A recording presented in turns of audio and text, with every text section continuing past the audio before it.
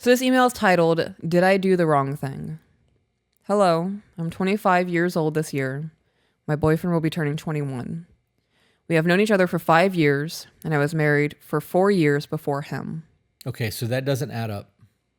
So unless they've only been married for a short amount of time and she got married at 18 and was married from 18 to 22 or whatever, and she knew him the entire time she was married to her ex.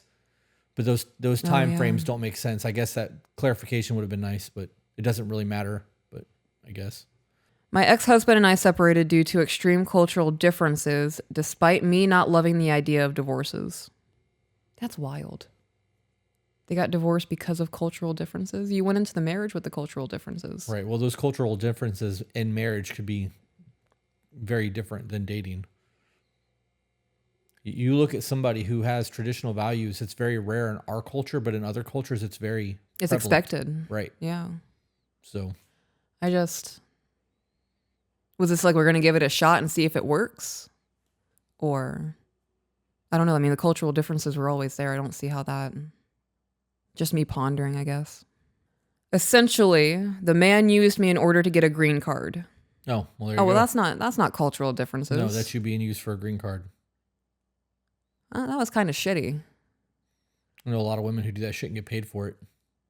Well, I mean, associating being used for a green card to extreme cultural differences. Maybe she actually just saw it as extreme cultural differences, and now that they're divorced, she's bitter and saying that it was because he used her for a green card. Maybe. So I said that because I want to clarify anybody can be a shitty human being. It's not because of somebody's culture. Lots of history there, trauma and such. I have no children. Fast forward to being separated for nearly a year, and I started talking to my now boyfriend, who was 19 at the time we started to date. We had known one another through work for many years. The age gap was never an issue because of his emotional and financial maturity. Why financial maturity? You guys are not that different. You're literally 5 years apart. Mm-hmm. Right? Isn't that what she said? He's about to turn 21 and she's 25. 4 years. You're 4 years apart. I'm 25 years old this year and he'll be turning 21. So about roughly 4 or 5 years. This is not even really an age gap. There's a 4-year difference. Yeah. When I think of an age gap, I'm thinking like 8 years plus. Yeah, plus. Yeah. 4 years. I'm so much older than you. Robbing the cradle. Oh my goodness. Start calling you a silver fox. I am very curious as to why she threw in the financial maturity there. Maybe it's because guys his age could be spending it on stupid things, in her opinion. Yeah, I mean, people that are my age do that shit. Yeah. I do that shit. Well, you do it wisely, though. I would say that you have financial maturity. If that's what we're using as the termination. Termination. Oh my God. Terminology and definition. You were looking at me and you started smirking, and I like the way your mouth moves. I buy what I want. If I had $10 million put away and died tomorrow, that's $10 million I didn't get to enjoy. What good did that do me in life? So I do what I want with my money. If I want to buy a new bike or a new quad, I'm going to. If I want to buy you a car, I'm going to. If you want to spend $600 at the hair salon and there's $600 in the bank, you go do that. Like, I can always make more money. I know that. Yeah. I just don't, I don't know. I get, my what the fuck immediately perks up when people talk about finances like that. Right, because you've seen people. Because I've watched women manipulate men for money my entire life. Right. So when that's a gold standard and that's something that's like a quality trait that you're looking for in a man, that makes me want to ask questions and probe as to why that's so important. Yeah. Do you want a traditional relationship? Because I could see how that's important. Do you just want somebody to take care of you? Because that's not a traditional relationship. Mm-hmm. I don't know. No, that makes sense. That's lived experience too. I was just thinking, you said the $10 million sitting in a bank account and you were to pass away. What good did that do you? None. Right.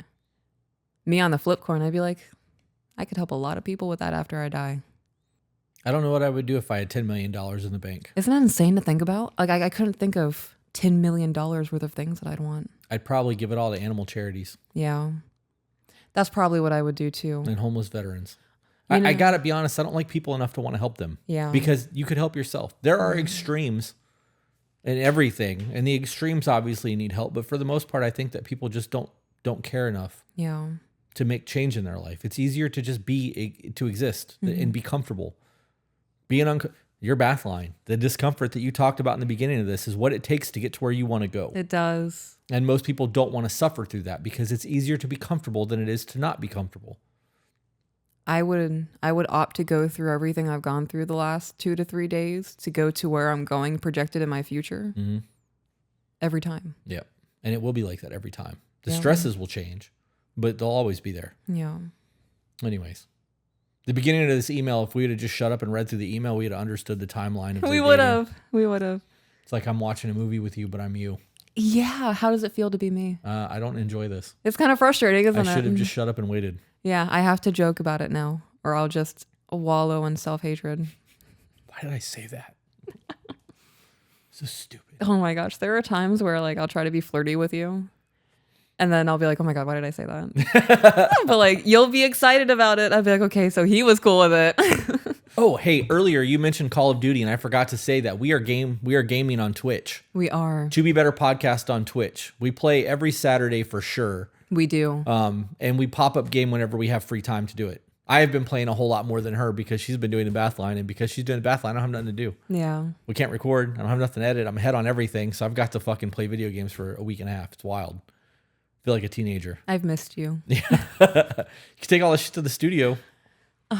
With my broken arm, it's a lot. I could. You're right. That's an excuse. We could do that. Can you help me with that? We could. Just put it on a cart and roll it out to the car. Okay. Thank you for helping me with that. Can I admit something? Mm-hmm.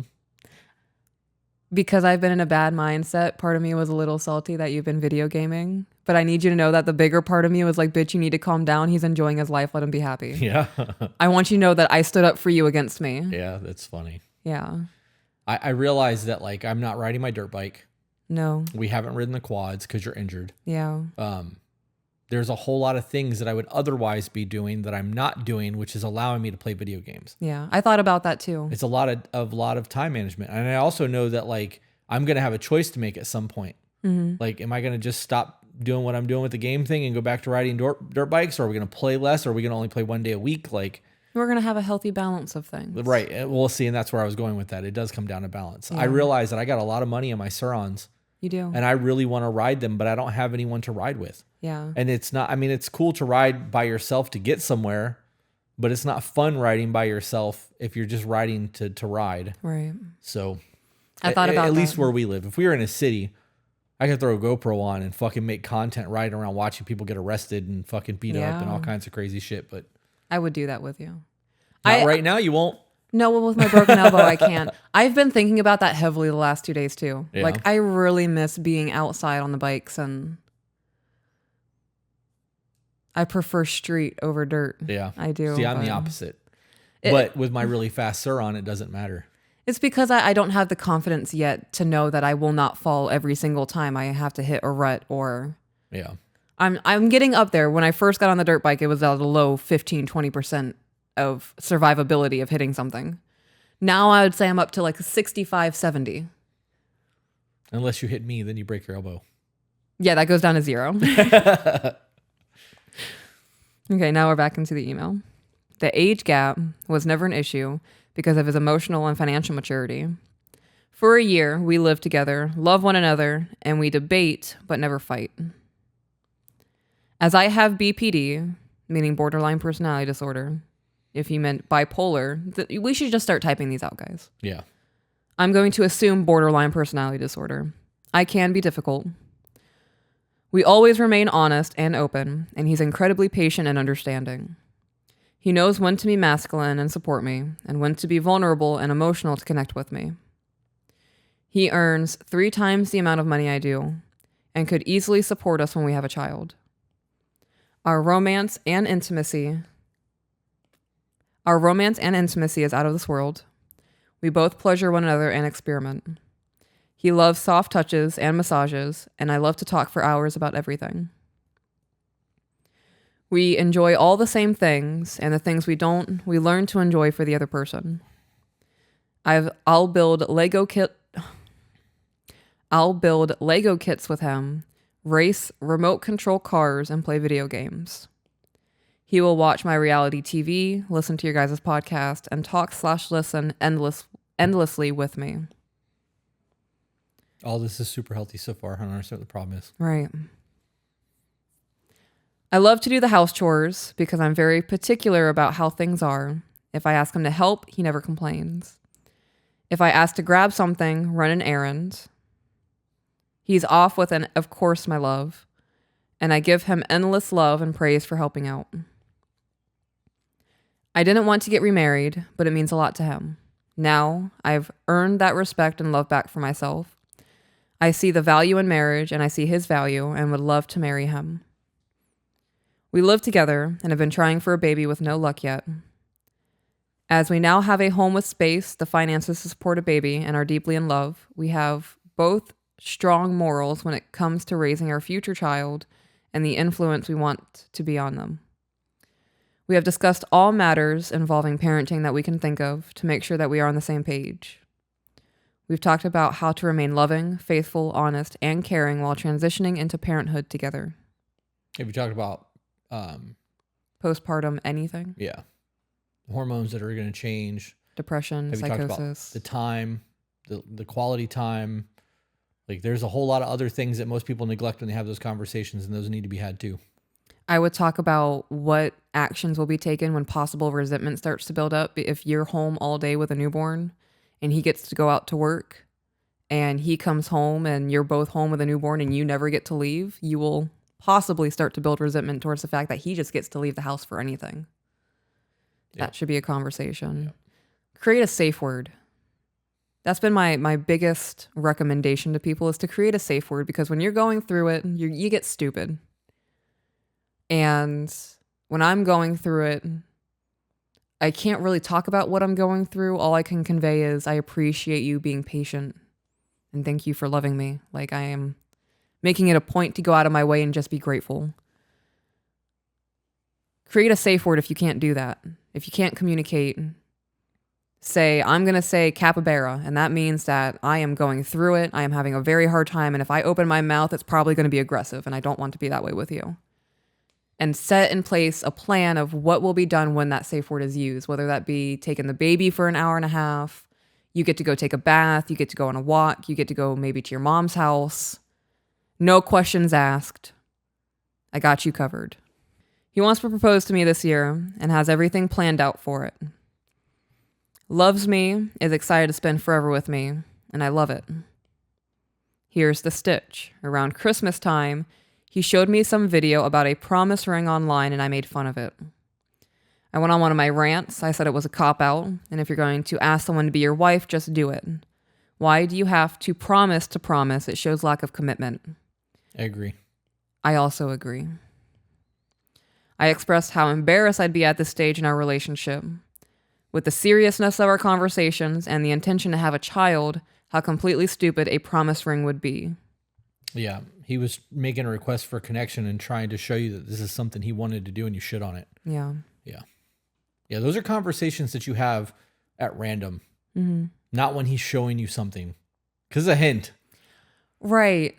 And I thought about that too, that it's a hint, because my first reaction would have been like, oh, that's stupid. But with my enlightened mindset, now whenever you come to me about anything, oh, that's cool. Why are you showing me that? Yeah. Yeah. And what's the story behind it? Yep. If we were at dinner having a conversation like, what's your view on promise rings? And you were like, I think that's dumb. I'd be like, noted. I'm not going to ever buy a promise ring. She just wants the actual ring, right? Like right. That. But those are probing questions that should be had before planning is made. Before planning is made, right? Yeah. I love that we're on the same wavelength like that sometimes. Yeah. It's important to, everybody does that. Everybody has those foot and mouth moments. Yeah. Where you just kind of didn't really catch the cues and you're like, yeah, I probably shouldn't have said that. Yeah. But you shit on something that they were excited about. That's where this is going, I think. Yeah. I immediately saw it across his face, hurt and disappointment. There you go. I asked if he was planning something and he admitted to it. He explained that he wanted the proposal to be perfect and the ring to be valuable. In the meantime, he wanted people to know that I was his. He wanted to give me a promise ring. He wanted to claim me. He wanted me to know that he had every intention of proposing very soon. However, I find promise rings to be childish. I love him, and therefore I had to do some cover-up work while not changing my opinion on this matter. Oh no. I love him, and therefore I had to do some cover-up work while not changing my opinion on the matter. Oh, do you mean like recuperating his hurt feelings? I think she started backpedaling Backpedaling. and holding her stance, but doing it. I don't like the way I don't like where that's going. Yeah, I didn't like the way it phrased. sounds like this is about to become a deception or a lie to me. Yeah. It's cover-up specifically that is tripping up my brain. I'm really working on trying to be able to figure out what is the thing that's triggering something in me. And I'm noticing that it's certain words or phrases too. And cover-up in and of itself sounds sneaky. Like, oh, we got to cover up this crime we just committed. If we don't cover that up, we're going to get yelled at. Right. But it could also be that you're trying to fix a mistake. Yeah. Because you look at that with a cover up and a tattoo, you're true. fixing a fuck up. So that is a very good perspective on that. Thank you for balancing out my worldview. I don't see, there's a whole lot that could be done here. Let's just keep going because Okay. I have a lot that I want to say about the ring thing, but I don't want to. Okay. And then it be a thing later and me have already addressed it. I told him I appreciate the thought, but I don't need a fancy ring. I don't need everyone to see him propose. As long as I'm with him, then I'm happy. He told me it wasn't about loyalty, and he would never question me, nor would I him. It sounds like he wants you to have a symbol on you that shows other people that you are off the market. It's not about he does want the ring to be valuable and that he has weight on that. To me, it sounds like it boils down to he wants it to be off the market. I was going to address the finance thing with the ring. The idea of having a super expensive ring is stupid. I agree. You can buy a fucking really cool looking ring that will have a lot of meaning to her that she'll enjoy wearing that could hold that place. But if you have the money to buy an expensive ring and that's what you want to do, then do that. I did. If that's what's going to make you happy, great. But it's not a matter of making her happy. It's about making you happy. This is a pride thing for him. Yeah. Putting a ring on that finger for him because he said it's not about loyalty. It's about wanting to show the world that you're his. This is an ownership thing. This is him wanting to be like, that's fucking mine. Like I did that. That's my woman. And there's pride in that. There's nothing wrong with that. Mm-hmm. But I think that conversation needs to be had. And I think that's where the conversation from the promise ring should have come up. Yeah. This is also being able to read between the lines and really understand what's going on. I really don't see the point in spending tons of money on a rock on my finger. It has no value to our relationship or to who he is as a man. I'm not a materialistic woman. But I especially don't see the point in a promise ring when he wants to propose soon anyways. He was clearly upset about it, and we haven't brought it up since. I know he's still planning a proposal, but did I go overboard? You hurt his feelings. Yeah. He's trying to be romantic and do something that's going to make you happy, and instead of being happy, you shit on his idea. That would be one of those moments where it'd be very hard for me with my borderline to not go, fuck it, I'm never going to do anything romantic again. Yep. I would really, really have to combat that mindset and understand that my delivery of the whole promise ring may not have been the best. Because it's just sharing her opinion on it and had no idea that I had intentions of surprising, and it's a lot that goes into it. Yeah. I think that if you're going to spend the money on a ring just to spend money on another ring, buy something she's going to like and actually propose. Right. And when you can afford to buy a really nice ring, just replace it. Who gives a shit? That would be my solution to it. Simple. But I also think that if this is one of those things, it's a pride thing for him and she hurt his pride, that's a problem. Elaborate. So the way I'm interpreting this email is that he was very excited to do something to like elevate their relationship. Okay, take them to the next level. Even though it's not the true engagement, it's like, hey, you mean more to me than just being my girlfriend. Mm-hmm. And I have every intention of proposing to you, but I just can't afford the ring that I want you to wear. So I'm going to buy you something else for right now to hold us over. And that's the idea of a promise ring. That I think the definition behind calling it a promise ring is fucking stupid to me. Yeah. Just buy a cheap little ring and propose. And then tell me when I have the funds, you right. will. No, I'm working. I've got X amount of dollars saved, and when I get to 10 grand, we're gonna go buy you a big motherfucking ring. Like, yeah. But until then, you're gonna have to wear this little silver band because that's what I can afford. Right now, we are not in a place that I can spend that kind of money, but I will be one day. If you're my ride or die, you'll fucking wait. And if you're not, then just tell me that now. Mm-hmm. But I think that this comes from a place of pride and a place from wanting to show the world that that's his woman. Like, that's a thing for a lot of men. It may not be for everyone, and people may call that controlling or obsessive or whatever you want to fucking call it. But if you were claiming another person as yours and that's my person, why wouldn't you want to show that shit off? Why wouldn't you want to go out to places and like let other people see that there's a ring on that finger? Like, no, it's not my girlfriend. That's my woman. Like, This is a different scenario now. We've leveled up a little bit. Right. That's not my girlfriend. That's my wife. It has a different connotation to it when you talk about it. And like for a lot of men, a lot of people, it's not just men, because women feel the same way. We see comments from women constantly on TikTok in our videos about this terminology. A lot of women feel that way too. There is a pride in that. And if you got you a good woman and you're proud of your woman, showing her off is prideful for you. Like, so I think she hurt his pride. I think that in this scenario, she needs to apologize. Not backpedal, not try to cover up, just apologize. Be like, look, my words were harsh. Yeah. I didn't understand what you were trying to do. And the idea of a promise ring is fucking stupid to me. But the understanding of what you're trying to do by giving me a promise ring is fucking sweet. And I appreciate it. That's how you heal what has just been done. I agree. The underlying real reason for what it is means so much more than what you're calling it. I don't know. That's my thoughts on that one. Hey guys, if you enjoyed that, found it entertaining, funny, or even learned something you didn't know before, share it. And if you're not subscribed, why aren't you? And for those of you who want to support us, get access to exclusive content and live streams, we do have a Patreon. All the links are in the description.